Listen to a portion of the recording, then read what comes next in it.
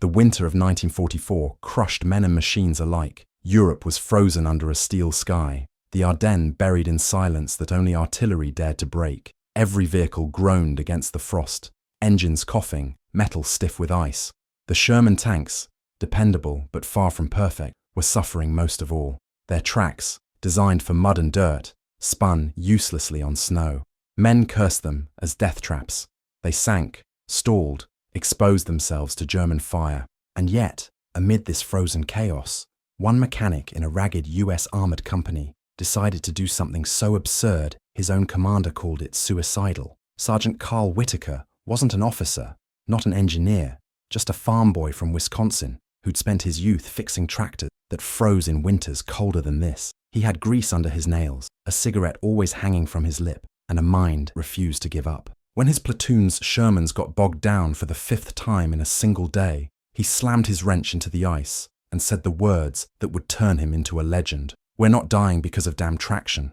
No one took him seriously. The cold made men cynical. They laughed as he scavenged parts from wrecked trucks and bombed out German vehicles. They mocked his pile of chains, rubber, and steel strips scavenged from anything that wasn't frozen solid. But while others smoked and waited for new orders, Whitaker and a handful of misfits worked through the night. They poured gasoline over wrenches to keep them from freezing, used their own body heat to bend metal that refused to move, and drank coffee so thick it could have been tar. The plan was simple, ridiculous even. Reinforce the Sherman's treads with makeshift cleats and snow grips, bolting jagged rubber and scrap metal to the outer links, turning them into crude snow chains for a 30-ton beast.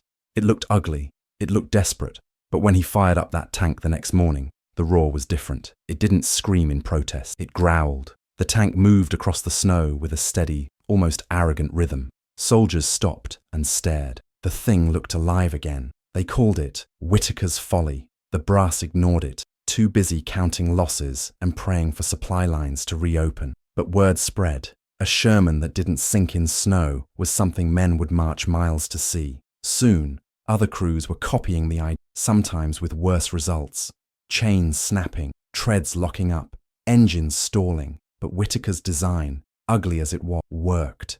It was the first time in weeks that American armor started moving faster than infantry. The first time the men saw a glimmer of hope that maybe, just maybe, they could punch back through that frozen hell. One afternoon, as snow fell like ash and the sky turned a dull grey, Whitaker's platoon rolled forward near a village half eaten by fire. The enemy was close. They could hear the distinct rumble of Panzer IVs in the distance, heavier, deadlier, designed for domination. The Shermans lined up, engines rattling, exhaust spitting steam into the cold air. Everyone expected another slow, miserable slog. But when Whitaker's tank surged ahead, cutting through snow as if it were dry ground, jaws dropped. His commander barked at him through the radio, telling him to fall back. But the sergeant didn't listen. He drove that tank like he was racing for his life, the modified treads clawing into the ground, throwing snow behind him in violent sprays.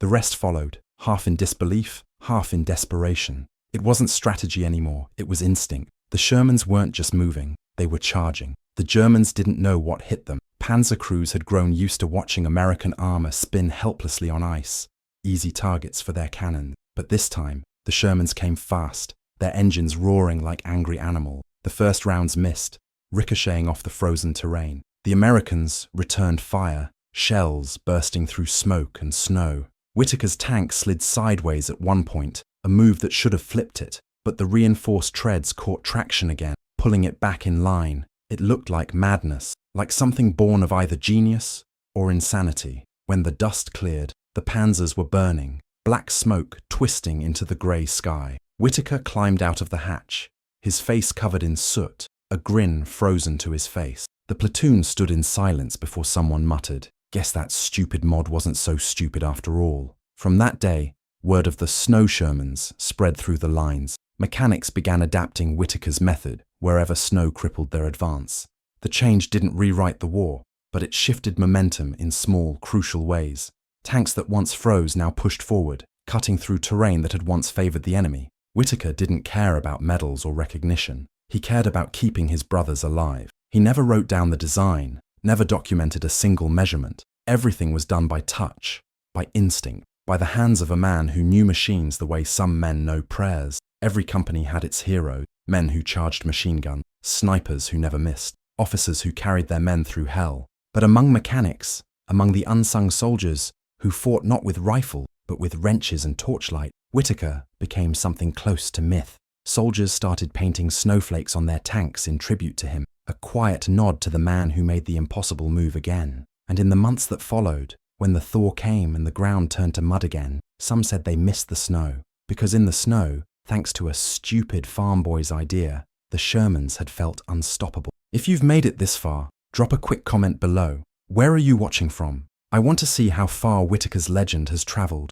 By January 1945, the Allied advance had slowed to a crawl. The forests were white tombs, filled with wreckage and silence. Every path was mined, every valley watched by German artillery. The Ardennes was a graveyard for armour, steel carcasses half buried in snow, engines seized, hatches blown open. Yet in this desolation, a handful of modified Shermans kept moving, carrying hope on their shivering tracks. They weren't supposed to be the heroes. No one wrote manuals about improvisation in the field. Orders came from far away, from men who had never felt the cold bite of metal through gloves. But those snow racers, as the infantry began calling them, turned into the backbone of movement during one of the harshest winters of the war. Their secret wasn't power or fire, it was traction, adaptability, and the stubborn refusal of soldiers who refused to stay still. Whittaker became an unofficial leader, though he hated the attention. He didn't like speeches, didn't salute unless he had to, and never wrote reports. What he did do was teach. Night after night, he gathered mechanics and tankers around the glow of a welder's flame, showing them how to replicate his design, using whatever they could find. Barbed wire, broken chain links, melted truck tires, even cut-up pieces of bomb casings. Nothing was too strange to try. He'd lean over an engine, face half lit by the sparks, and tell them, if it holds, it fights. The phrase caught on. Crews started carving it into the sides of their tanks, painting it in chalk, whispering it before moving out. It wasn't just a saying, it was a mindset that turned fear into motion. As more Shermans adopted the mod, something remarkable happened. The dynamic between infantry and armour changed. Before, tanks had been liabilities in snow, easy to flank, easy to disable. But now, they could keep pace, sometimes even lead. Soldiers began trusting them again. They followed the tank's wide, clawed tracks through the snow like lifelines, knowing they'd reach somewhere solid. The Germans noticed too. Reports from Wehrmacht field commanders spoke of fast-moving American tanks in deep snow, which they dismissed as Allied exaggeration. They weren't exaggerating. The balance of terrain had quietly shifted, and the US armoured units had learned to dance in the cold. The first time a full column of modified Shermans hit a German supply convoy in deep snow, the effect was devastating. The Germans had chosen the terrain precisely because they believed the tanks couldn't reach it. Their defences were light, spread out, relaxed. But when Whittaker's platoon burst from the tree line, moving at twice the expected speed, panic erupted. Machine gunners slipped trying to reposition, and artillery spotters scrambled to correct their aim. The Shermans tore through like predators, shells ripping into trucks and half-tracks, flames painting the snow orange. The Germans fled, leaving behind crates of ammunition, fuel, and frozen rations. For the first time that winter, the Americans laughed, not out of cruelty, but from disbelief. They'd just done the impossible. News of the raid spread fast, carried by rumour and pride. Commanders began asking how it had been done, and for once, someone listened to a mechanic. Whittaker was summoned to brief officers who barely knew his name a month before. He arrived in a jacket stained with grease and oil, his uniform regulation only in theory. He stood before a table of maps and polished boots, explaining the concept like a man describing something obvious. "You don't need new tanks," he said. "You need tanks that grip." Some officers dismissed him immediately. Others scribbled notes and sent orders for field tests. In the back of the room, a colonel with a tired face said quietly, "We'll take every advantage we can get." That was all the approval he needed. Weeks later, the US Army began unofficially distributing traction kits. Nothing standardized, just piles of scrap, rubber, and welding supplies labeled for field modification. It was bureaucracy pretending to be innovation, but it worked. What Whittaker had started in the dark, with nothing but fire and stubbornness, became a frontline standard in the harshest conditions. The men joked that it was the only army-issued miracle that actually functioned. As the snow began to thin, and rumours of an Allied push toward the Rhine grew louder, Whittaker's platoon was assigned to spearhead reconnaissance patrols in the hills. Their tanks, scarred and filthy, moved like ghosts through the white haze. They'd become a symbol of what it meant to adapt, to fight not just the enemy, but the environment itself. Other crews would cheer when they passed, shouting things like, "Show those Krauts how Wisconsin drives in winter," or "Give 'em the ice treatment." There was laughter again, brittle and exhausted, but real. It was strange how survival could feel like victory when everything else was frozen. And through it all, Whitaker remained distant. He didn't talk much about glory or revenge. He was haunted by the tanks that hadn't made it, the men trapped in burning metal, the ones whose names were buried under snow. Some nights, when the fire burned low and the men slept, he'd sit beside his tank, staring at the weld marks that had saved them so many times. It was ugly work, asymmetrical, scarred, improvised, but it had kept them alive. In that ugliness, there was something human, something pure. The snow began to melt slowly, exposing the scars of war beneath. Whitaker knew the thaw would bring mud, and with it, new problems.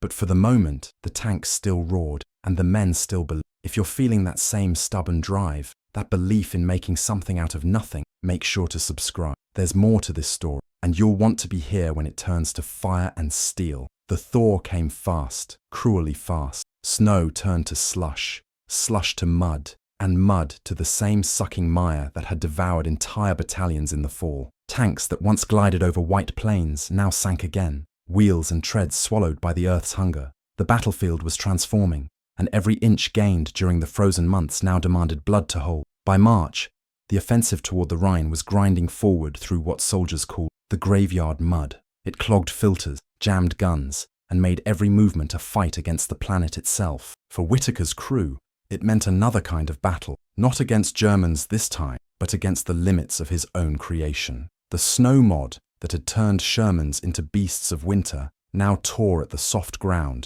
chewing mud instead of gripping. What had been genius in January was now a liability. The man who had saved them in one season would have to do it again. Their orders were simple: clear a path for the infantry through a small valley east of Remagen, where German forces were retreating but still resisting with scattered armor. It should have been a quick operation, reconnaissance, a few skirmishes, a push forward, but nothing in that place went quick. Rain fell like artillery, heavy and constant. Visibility dropped to yards, not miles. The smell of oil mixed with mud, and the air itself seemed to hum with tension. Whitaker and his crew, Corporal Davis, gunner, Tex Hargrove, driver, and Miller, the quiet loader from Ohio, prepared their tank for what they knew would be a mechanical nightmare. The modified cleats that had saved them on snow now needed to come off, replaced by whatever would let the tank crawl through the mud without tearing itself apart. They worked by flashlight under a soaked tarp, the sound of distant thunder masking the rumble of artillery.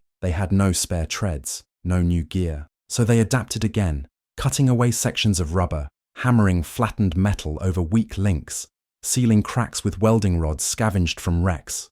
It wasn't pretty, but it would have to hold. The next morning, when the column began to move, the earth swallowed the first two tanks in the line within minutes. They sank up to their hulls, exhausts sputtering like dying lungs. Men climbed out, cursing, pushing, helpless. Whitaker waved his driver forward. "Keep it steady. Don't stop for anything." The modified Sherman lurched, groaned, then surged ahead. The others watched as its heavy frame floated over the muck like something half alive. Each rotation of the treads sent waves of mud splattering in every direction. It wasn't fast, but it was relentless. Behind them, infantry followed along the grooves left by their passage, stepping in the compressed earth that held where nothing else could. They were cutting a path again, not through snow this time, but through filth and ruin. By midday, they reached the edge of the valley and came under fire. The first shell struck the ground just in front of them, throwing mud like a geyser. The second hit closer, shattering a nearby tree into a spray of splinters. "Panzer! Left ridge!" Davis shouted, already swinging the turret. Through the scope, the grey shape of a Panther tank emerged from behind the brush, its long barrel gleaming. The American tank fired first. The shell hit the ridge, sending shards of rock and mud flying, but missing the target. The Panther returned fire instantly. The ground shook as the shell struck close enough to rattle every bolt. Whitaker barked orders over the intercom, his voice a steady growl. "Keep her moving, Tex. Don't you dare stop." Tex pressed the throttle, and the Sherman began a slow, sliding climb up the side of the valley. The mud fought back, sucking at the tracks, but the modified cleats dug just deep enough to hold. Each meter gained felt like victory. Another shell screamed overhead, exploding in a burst of red and black. Davis lined up again, his gloved hands shaking slightly. Come on, come on. The Panther's turret turned toward them, slow but deliberate. Whoever fired first would live. Davis exhaled and squeezed the trigger. The 75mm gun thundered. This time, the shell struck true. Lower hull, just beneath the turret. A flash, then fire. The German tank shuddered, smoke rising from its vents. Cheers erupted inside the Sherman, but Whitaker silenced them. We're not done yet. Keep your eyes open. They advanced through the valley inch by inch, exchanging fire with hidden anti-tank guns. Each hit chipped away at their armor. Each movement strained the engine further. The mud slowed everything, even time itself. Yet something had changed in the way the crew fought. They weren't waiting for orders. They moved like extensions of each other, a single organism of steel and nerves. When the driver adjusted speed, the gunner compensated for aim. When the loader called out shells, Whitaker already had the next position marked. They'd learned to move in chaos, to trust instinct more than command. At dusk, the rain stopped. The air was thick, quiet, broken only by the hiss of cooling metal. They reached the edge of the valley, overlooking the road to Remagen. Below, a German convoy was retreating. Trucks, half-tracks, a few tanks moving under fading light. Whitaker didn't wait for permission. We've got fuel. We've got shells. Let's give 'em hell. The gun roared again and again. Flames burst among the convoy. Vehicles jackknifed. Men scattered. German return fire struck the hillside, sending mud cascading around them. The Sherman slid down part of the slope, but regained traction, its reinforced treads biting the earth like claws. The battle that followed was close, brutal, mechanical savagery. Tanks collided in the dark, silhouettes flashing with every shell burst. The stench of oil and burning flesh filled the valley. Davis hit one more target before the gun jammed. Miller cleared it with bare hands, ignoring burns.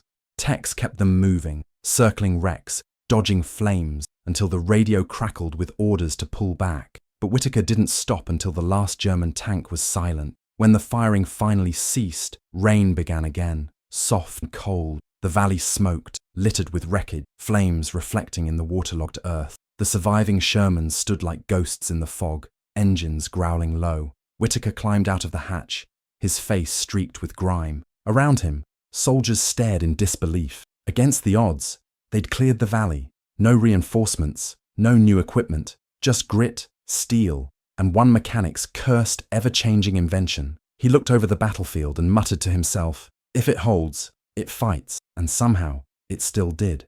By the time they reached the outskirts of Remagen, the air was no longer just cold. It was thick with the smell of burning rubber, diesel, and death. The Rhine stretched ahead like a black wound through Germany's body, swollen with spring melt and debris. Every sound echoed across the water, gunfire, engines, the hollow thunder of distant artillery. The Americans were pushing hard now, desperate to seize the bridge before the Germans could destroy it. It was the last great crossing, the threshold to the enemy's heart. Whitaker's platoon, reduced to 3 functioning tanks, was assigned to flank the main advance, clear the access road, and hold the line until reinforcements arrived. The men were exhausted, running on coffee and adrenaline. Their eyes were bloodshot, their hands cracked from cold and fuel. The snow racers were gone now, their treads caked in mud, their modifications rusting and worn. But even in that state, those Shermans carried a presence, ugly, beaten, but unbroken. At dawn, the fog rolled in,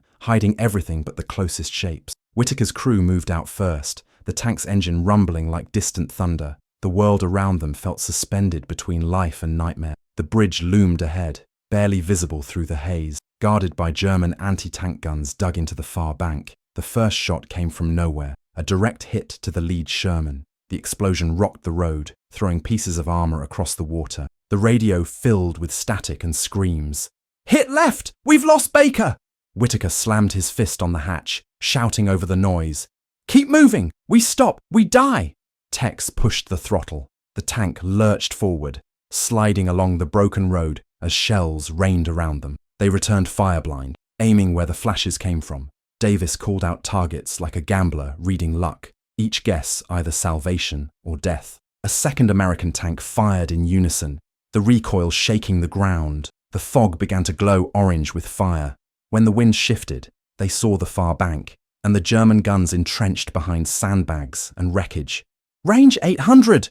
Whitaker yelled. Davis adjusted the sight, squeezed the trigger. The shell streaked across the river, hit just above the gun position, and blew men and debris into the air. The next shot hit the second emplacement dead center. The crew cheered, the noise almost manic, but it was short-lived. A Panzer emerged from behind the ruins, its turret turning toward them. The sight froze everyone for a second. Whitaker could almost feel the gun's aim settle over his chest.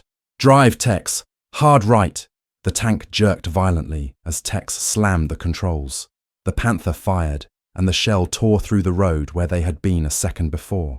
The shockwave flipped debris over the tank, pelting them with dirt and shrapnel. Davis swore, reloading, trying to track the German tank at advance. Whitaker climbed halfway out of the hatch, scanning through binoculars, eyes burning from smoke. We can't outgun it, but we can outmove it.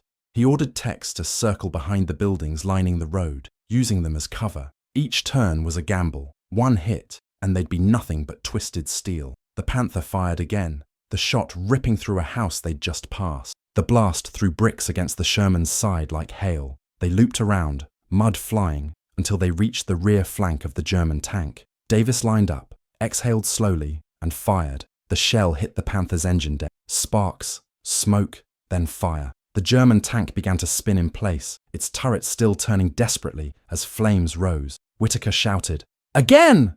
The second shell struck and exploded inside the armor. The Panther went still, black smoke pouring from its hatchet. For a moment, the world was silent except for the sound of the Rhine rushing below. The bridge was still standing, though half shattered, and men were already moving across it. But their victory was short-lived. Artillery fire began to rain down from the opposite hills. The ground trembled. The last remaining Sherman in their platoon took a direct hit and vanished in a burst of fire. The concussion lifted Whitaker's tank off the ground, slamming it sideways. The world turned into noise and light. When Whitaker came to, his ears were ringing, his mouth full of grit. The turret had jammed, Davis was bleeding from the scalp, and Tex was unconscious at the controls. Miller was shouting something, his voice barely audible over the whine of the damaged engine. The tank was still alive, barely. Smoke filled the compartment. Whitaker crawled toward Tex, shook him hard. The driver's eyes flickered open. "We're still here," Whitaker growled. "We're still in the fight." They pulled back into partial cover, returning fire as best they could. The bridge was now crawling with soldiers trying to cross before it collapsed. Every shell that landed made the structure groan like an animal in pain. Whitaker's crew refused to retreat. Their Sherman, dented and limping, became the anchor point for the crossing, firing until its barrel glowed red. One by one, other tanks and half-tracks rolled past, using them as a shield. When a final barrage struck near the water's edge, Whitaker saw the bridge begin to buckle. He ordered his crew to fall back, but the radio was dead. The only sound was the creak of twisting steel and the roar of collapsing stone. They gunned the engine and pushed the tank forward, using it to block the German line of sight, while the last Americans scrambled across. It wasn't heroism, it was stubborn duty. The tank took hit after hit, armor splintering, tracks locking. Flames burst from the engine compartment. Inside, the air turned unbreathable. Miller shouted, "We're done! She's finished!" But Whitaker stayed at the gun, eyes fixed on the far bank. He fired one last shell, a single defiant roar that struck a German gun crew and scattered them. Then he climbed out through the hatch, dragging Davis with him. The Sherman behind them erupted in flame, the blast throwing both men into the mud. The tank burned through the night, a pyre on the edge of the Rhine. When dawn came, the Americans had the bridge. They'd held it long enough for the rest to cross. Whitaker stood beside what was left of his machine, helmet gone, uniform blackened. The river was choked with smoke and debris, and beyond it, the land stretched toward the heart of Germany. The cost was written in the silence, in the bodies, in the ruins, in the broken steel that had carried them this far. He looked at the wreck and whispered something no one else could hear, a promise maybe, or just a breath. Around him, men began to cheer. The bridgehead was secure. The war, though far from over, had turned its tide. Sometimes, the smallest defiance changes everything. A mechanic's idea, a soldier's refusal, a moment when giving up isn't an option. Tell me this, though. If you were in that mud, with everything collapsing around you, would you have stayed behind to hold the bridge? Drop your answer in the comments. Just copy and paste. I'd hold the line. When the shooting stopped, silence didn't feel like peace. It felt like a trick. the kind of quiet that presses against your ears until you think you're losing your mind. The Rhine still steamed under the morning sun, littered with fragments of metal and oil swirling like dark ribbons in the current. The bridge they'd fought to protect now stood twisted and scarred, one half sagging into the water like a dying animal. Across the river, the horizon smouldered. The ruins of German positions, abandoned artillery, the corpses of men who had refused to retreat. Whitaker sat on the burned-out shell of his Sherman, a cigarette trembling between his fingers. He looked like part of the machine, coated in soot, eyes hollow, hands shaking from exhaustion. The tank that had saved them was now a carcass, its turret fused, its tracks half melted into the road. The snow racer that had defied winter had met its end in fire. Men passed by him, some clapping his shoulder, others simply nodding. To most, he was a hero, the stubborn mechanic who had turned broken steel into a weapon of salvation. But Whitaker didn't feel like one. He watched stretchers go by, faces covered in cloth, boots dangling. Davis was among them, alive but barely, his skull wrapped in bandages. Miller had burns on his arms, his hands trembling as he tried to light a cigarette of his own. Tex somehow was laughing, sitting on the ground with his back to a jeep, both legs splintered. "Guess your stupid idea got us this far," he said, his grin splitting cracked. Whitaker didn't answer. He couldn't. The victory tasted like. Later that day, officers came to debrief what was left of his platoon. They wanted reports, numbers, efficiency data, everything they could file into neat stacks for some future historian. Whitaker just stared at them, blank, until one of them said, "Sergeant, your modifications contributed significantly to the capture of the bridge. You've earned recognition." Recognition. The word felt hollow. He thought of the faces of those who hadn't made it across, the ones still lying on the far bank. What was recognition to them? He nodded without speaking, crushed the cigarette under his boot, and walked away before anyone could hand him a medal. That night, he sat alone near the water, a bottle of something that wasn't coffee in his hand. The reflection of the burned bridge flickered on the surface, red and gold. The river kept flowing, indifferent. In that current, he saw the truth every soldier eventually learns, that war doesn't end when the shooting stops. It lingers in the silence, in the smell of smoke that clings to your clothes, in the way you can't hear laughter without waiting for an explosion to follow. The wind blew from the east, carrying with it the distant sounds of movement, trucks, voices, maybe the next wave of troops preparing to push deeper into Germany. The war was moving on without him. Days passed in a haze of exhaustion and duty. Whitaker was ordered to assist with maintenance for incoming tank units. His hands still worked, his instincts still sharp, but his heart wasn't in it. Every clang of a wrench sounded like artillery. Every puff of exhaust reminded him of the smoke at the Rhine. He kept his distance from the new crews, kids barely out of training, their uniforms clean, their faces still soft. They treated him with reverence, whispering stories about the tank whisperer who made Shermans run on snow and mud alike. Some even asked him to autograph a wrench or a photo of their tank. He'd shrug it off with a grunt, too tired to explain that what they admired was born of desperation, not brilliance. When the orders came down that his unit would be rotated to the rear for rest and refit, he didn't celebrate like the others. The thought of rest didn't appeal to him. It felt undeserved. Instead, he walked back to where his old Sherman still stood, charred and silent. The wreck was supposed to be salvaged, stripped for parts, but something in him refused to let it go. He climbed onto the hull, ran a hand along the blackened armor. Beneath the soot, he could still see traces of paint, the faint white outline of a snowflake, their symbol since the Ardennes.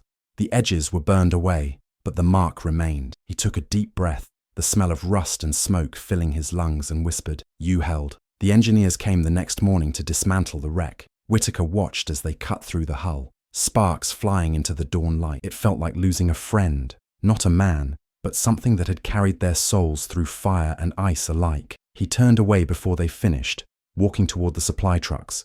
He had another engine to fix, another machine to make hold for one more mile. That's what he did. That's all he knew how to do. Word of the snow Shermans began spreading through channels higher than he'd ever imagined. Commanders wrote reports citing field modifications that improved performance. Engineers drafted prototypes for traction systems inspired by frontline improvisations. Somewhere in a cold office far from the front, a general probably took credit for it all. Whitaker didn't. What mattered was that the idea had worked, that somewhere out there, some kid would live because his tank didn't sink in snow. That was enough. As weeks turned into months, and the war drew closer to its bitter end, Whittaker felt a strange emptiness growing inside. He had survived. His brothers had not. That kind of survival felt heavier than death. He could still hear their voices in the hum of every engine, still see their faces reflected in the dull sheen of steel. Sometimes he'd stop mid-repair and just stare, frozen, until someone called his name. He'd shake it off, mutter something about needing more parts, and bury himself in work again. Machines didn't judge. They didn't bleed. They only broke, and he could fix that. The day they told him Germany had surrendered, he didn't cheer. He didn't even stand up. He was under a tank, oil dripping into his hair, tightening bolts that didn't need tightening. When someone shouted, "It's over," he just answered, "Sure," and kept working. Because for men like him, it never really was. When the war finally spat him back into civilian life, Whittaker didn't return to the world he'd left. He stepped into something quieter, stranger, too clean to be real. The spring of 1946 felt unreal to men who had lived through years of thunder. The air didn't shake anymore, but silence now had a weight that pressed on the lungs. He took a train back to Wisconsin with nothing but a duffel bag and a folded letter of discharge. No parade, no band, just the rhythmic clatter of wheels and the dull ache of memory. The towns he passed looked unchanged. Farms, water towers, kids chasing dogs. Yet to him, everything looked smaller, unreal, like props built around ghosts. When he stepped off at his hometown station, the platform was empty except for his sister waiting by an old truck. She smiled when she saw him, but her eyes filled with something else, recognition mixed with fear. The war had left its fingerprints all over him, the grey in his hair, the way he flinched when a train horn blew, the way he looked at everything as if calculating cover and angles. He tried to fit back in. He really did. He took a job at a local repair yard fixing tractors, engines and farm equipment. People came from miles around once they learned a war mechanic worked. They wanted him to touch their machines, as if his hands carried some kind of magic. But for Whittaker, every wrench turned was an echo of something darker. He'd pause mid-repair and stare at a bolt, remembering how it had once been part of a tread that saved lives. When engines backfired, his pulse would spike and his eyes would dart for cover. Nights were the worst. Sleep was shallow, haunted by the smell of oil and smoke, the sight of fire reflected on snow. He kept a small box by his bedside, a medal he never wore, a photo of his crew, and a piece of scorched tread from the Sherman that died by the Rhine. He didn't look at them often, but he couldn't throw them away either. People around town tried to celebrate him. The local paper wrote an article, "Local mechanic turned the tide in Europe." The headline embarrassed him. He'd stare at it sometimes, then fold it up and shove it into a drawer. He knew the truth. He hadn't turned any tide. He'd just tried to keep his brothers alive. That was all. The world moved on faster than he. Kids born after the war played soldier in the fields without knowing what the noise of real battle did to a man's bones. Whittaker never told stories. When someone asked, he'd shrug and say, "I fix things, that's all." And if they pressed, he'd change the subject. But some nights, when the wind blew through the barn and the sound of chains rattled softly, he'd close his eyes and hear the engine again, the heartbeat of his Sherman roaring through the cold. He tried dating once, a nurse he'd met through a friend. She was kind, patient, and soft-spoken. But every time she asked about the war, he shut down. She said he carried himself like someone still fighting something invisible. He didn't deny it. They parted on good terms, but he never called her again. How could he explain that part of him was still in Europe, crawling through mud and snow beside the wreck of a burning tank? He wasn't built for quiet love or slow mornings. He was built for survival, the kind that leaves you restless when the world stops burning. As the years went by, Whittaker's fame faded into rumour. Veterans who'd served under his platoon still remembered the snow mod and sometimes sent letters, each one full of gratitude and grief. "You saved us," one of them wrote, "but I can't save myself." Whittaker never answered, but he kept the letters. He understood. They were all trying to make peace with ghosts that didn't listen. Sometimes, when he walked through town, he'd see people glance at him, respectful, cautious, as if he were made of something fragile. But he wasn't fragile. He was just tired. One winter morning, he woke early and saw the first snow falling outside his window. The flakes drifted slow and silent, covering the ground like memory itself. He stood there a long time, watching, until something inside him shifted. For the first time since the war, he went out to his old workshop and opened the locked trunk where he'd kept his wartime relics. He took out the piece of tread, the same jagged metal that had carried his tank through the Ardennes. It was cold, heavy, stained with rust. He set it on the workbench and began cleaning it, polishing it, until the dull grey began to shine faintly under the light. It wasn't about nostalgia. It was about acknowledgement. That metal had carried men through hell, and so had he. It had held when everything else broke. That day, he welded the treadpiece to a metal plate and hung it on the wall above his workbench. Below it, he engraved a few simple words. If it holds, it fights. The phrase that had followed him through ice, mud, and fire, now a promise to himself. He didn't talk about it to anyone, but those who visited his shop years later always noticed that piece of steel and the strange reverence with which he looked at it. Time dulled the memories, but never erased them. He aged quietly, the world around him changing faster than he could follow. New wars, new machines, new noise. But when snow came, he always stood by the window, still as a statue, eyes far away. Some winters, locals swore they could see the old man driving alone out in the fields at night, headlights cutting through the white, an engine roaring softly in the dark. Maybe it was just a truck. Maybe it was something else. Whitaker's final years came quietly, the way winter drifts in without anyone noticing until the frost is already on the windows. The war had ended decades ago, but it still lived in his bones, in the way he moved, in the way he spoke little and worked slow. The town forgot most of its heroes, names faded, graves sank a little each spring, and the local museum displayed polished uniforms that smelled of dust rather than smoke. But those who still remembered, the old mechanic, the veterans who visited the garage from time to time, knew where to find the story that mattered. It wasn't in books or medals. It was in that small workshop on the edge of town, where the air always smelled of oil and cold iron, and on the wall above a cluttered workbench hung a piece of tank tread engraved with 5 simple words. He never called himself an inventor, never claimed to have changed history, but the truth is, his stubborn act of defiance had rippled through time more than he would ever know. Military engineers studied reports of field improvisations from the European theatre, and decades later, when new armoured vehicles were tested in the snows of Korea and the frozen wastes of Eastern Europe, someone always mentioned the old Whitaker. They didn't know his face, didn't know the nights he spent hunched over in freezing wind with bleeding fingers and shaking hands. They just knew the design worked, that it held, and somewhere that was enough for him. He lived alone, not out of bitterness, but because solitude was easier to maintain than conversation. Machines still filled his life. Tractors, trucks, farm equipment, things that needed hands like his. Each sound they made was a language he could still understand. He'd sit by the open door in the evening, oil lamp flickering beside him, and listen to the faint hum of distant engines on the highway. To him, that was peace. Sometimes, a neighborhood boy would stop by, curious about the old stories. "Is it true?" the boy would ask. "You made tanks that could drive on snow?" Whitaker would chuckle low, scratch his grey stubble, and answer, "They already could. They just needed someone stubborn enough to prove it." The boy would leave wide-eyed, not realizing he'd just heard a piece of history spoken like it was nothing at all. Winter never stopped visiting him. Each year it came, covering the world in silence, turning the fields to white and the trees to glass. Each year, he'd feel the pull of the past a little stronger. Sometimes, when the snow piled high, he'd start up his old truck and drive out to the edge of the fields where no one went. He'd stop, get out, and just stand there, the sound of wind whistling through the bare branches, the crunch of snow beneath his boots. There, with the sky heavy above him and the cold biting through his coat, he'd close his eyes and remember the rumble of the Sherman's engine, the laughter of his crew echoing through the radio, the roar of guns muffled by snow.